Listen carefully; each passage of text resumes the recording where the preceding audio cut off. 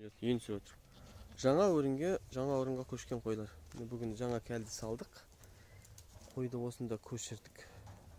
Әрине тосырқап кішкене тұр бұлай жаңа орында. Бұрын ауланың сыртында еді бұлардың орны.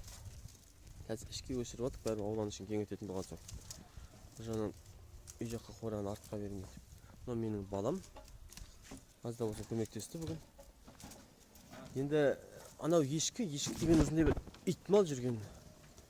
Жалма-жан бар, қамыстың бір осал тұсын тауып алып шұқыла тұрған. Інім осы шаруа.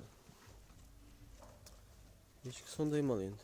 Бұлардың жүні өтімді қазір еті де жақсы, сүті де өтеді. Бірақ өзінің сол қылығы ұқсамай тұр. Көбейіп кетсе бір-бірін сүзеді, піскілейді. Азайып кетсе табыс кеміп кетеді. Маңайда ағаш болса қабығын кеміріп тастайды. Әйтеуір мүмкіндігі келгенше кеселін келтіріп жүретін мал. Бірақ енді пайдалы да. Міне өйстіп қойлар жаңа орынға көшті. Орыс айтады жаңа. Қақпа ауыстырғанда аңырап қалған қой ұқсамаш деп осы маңырап тұрған адамдарға. Бірақ та осы мен біздің жақтың қойларынан сондай бір әңгүтік байқамаймын. Тап әңгүтік емес бұлар.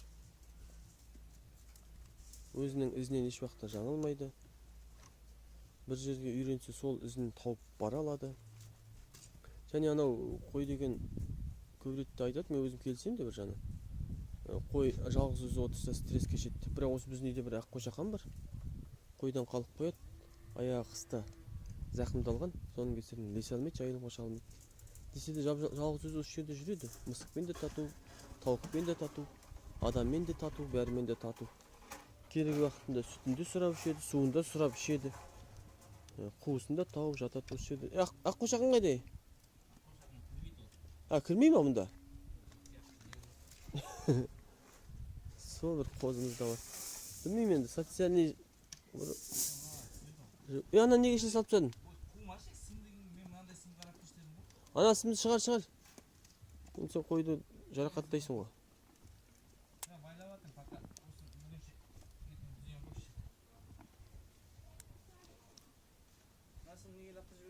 Сыртына шығартып тасташы.